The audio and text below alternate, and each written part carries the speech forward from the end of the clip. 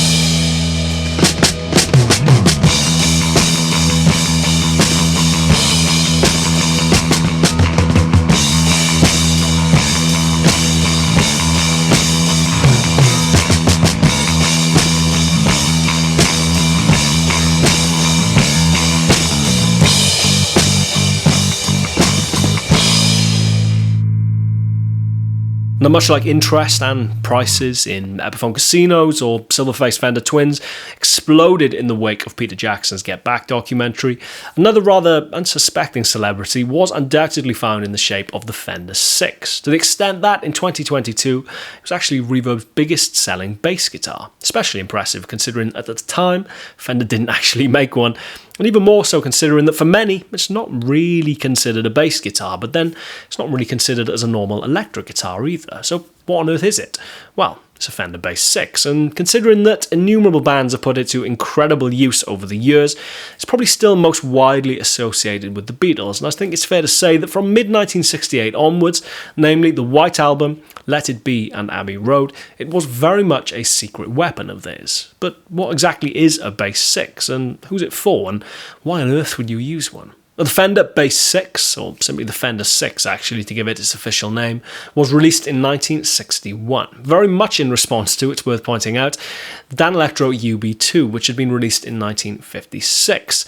Dan Electro's catalogue at the time proudly proclaimed that the UB2 combined the best elements of Spanish guitar, what we now think of simply as electric guitar, and big string bass, tuned the same as a regular guitar, but one octave lower. Dan Electro would follow up the UB2 with the much more identifiable 6-string Longhorn bass in 1958, with Gibson throwing their hat into the ring in 59 with the EB2, very clearly based on their new ES series of guitars. Fender, of course, then following up the rear in 1961 with the Bass VI. Now, much as Dan Electro's catalogue explained at the time, these 6-string basses were not intended to supersede either the bass guitar or the electric guitar, but combine the best elements of both. And as such, their early usage throughout the late 50s and early 60s tended to be more for doubling up the existing upright bass part or the electric bass part. And you can hear this on countless film soundtracks and country songs around this period. It's a technique known as tic-tac bass, essentially giving a brighter, more percussive element to the existing, maybe dark or thudding bass tone. One of the first notable uses of the Fender VI would come in 1962 with ex-Shadows member Jet Harris and his theme song for The Man with the Golden Arm, which at this point, at least for the Bass VI, was fairly typical of its cinematic application. Of course, Glenn Campbell's Wichita Lineman being another superb example, but things would take a much more psychedelic turn in 1966 when ex-Manfred Mann bassist Jack Bruce would use a Bass VI to record Cream's debut album, Fresh Cream. Fast forward to mid-1968, and the Bass VI was a part of a fairly extensive shipment sent to the Beatles by Fender in an attempt to get them using their gear, which is why there is so much Fender gear being used throughout Get Back. Of course, Bassman's twin reverbs, that Rosewood Telecaster, the Fender Jazz Bass, and of course the Bass VI. Now, it was around the time of the White Album that John, Paul and George's roles in particular started becoming a little bit more fluid in regards to not being confined to their usual chosen instruments. Sometimes out of necessity, it's worth pointing out. One particular example being August 22nd of 1968, when Ringo had briefly left the band following an argument.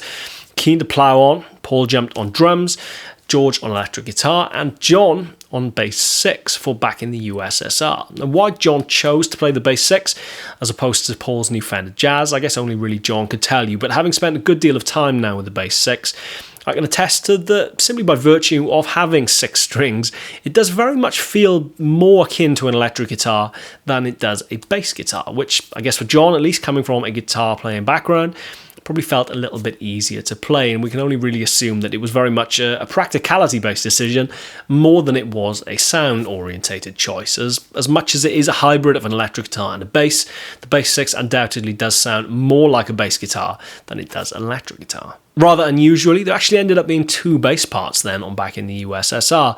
Paul's overdub playing his Fender Jazz, and John's original part playing that Bass 6. And although it is a fairly dense mix, it's hard to really pinpoint what's going on at any one point. You definitely hear that cut and that mid-range of the Bass 6 leaping out of that mix every now and then. Now, either John or George would go on to play the Bass 6 on countless Beatles tracks then throughout the late 60s, notably Birthday, Rocky Raccoon, Golden Slumbers, Honey Pie, The Long and Winding Road, even appearing on the promo clip for Hey Jude, but arguably its most famous usage would come on While My Guitar Gently Weeps and of course Helter Skelter, both of which are actually shrouded in mystery in regard to who was playing the instrument.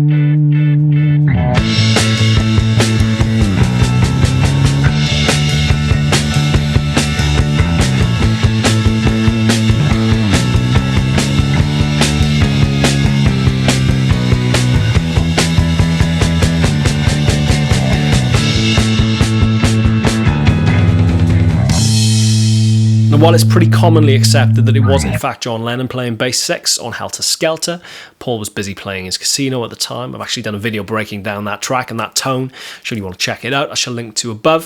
Of course, While My Guitar Gently Weeps, it's been a little bit more hotly contested as to who's playing Bass 6. That particular track being a notable example for the Beatles of the first time that an outsider, a famous one at that, actually guested on a Beatles track. Of course, an uncredited Eric Clapton. Again, I've broken down Eric's solo tone on that track, should you want to check it out above. But that brilliant, aggressive, biting bass part that at times is almost totally at odds with the song itself not only steals the show, but has been very much a hotly contested point over the years as to who is actually playing it.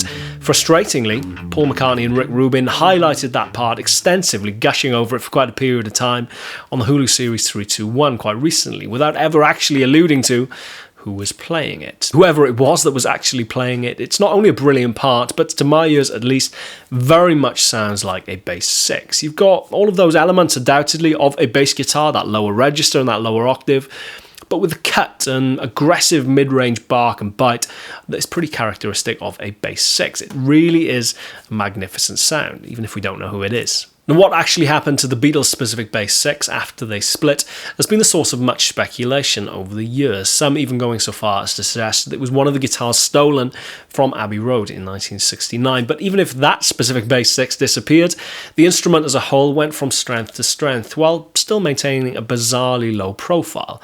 One of my favourite Bass 6 moments is by Joe Perry on the Aerosmith tracks Back in the Saddle, taken from Rocks, but I think it's probably fair to say that for most, the most commonly associated usage of the Bass 6 would come with new wave or post-punk bands like the Cure, or Joy Division, or New Order, or the Cocteau Twins, or the Church, being just a few brilliant exponents of the Bass 6. So why isn't it more famous? And why did Get Back catch Fender very much on the hop at a time when, say for a Squier model, they weren't actually making a Bass 6? I guess the answer ultimately is also the reason the Bass 6 is so brilliant and so unique.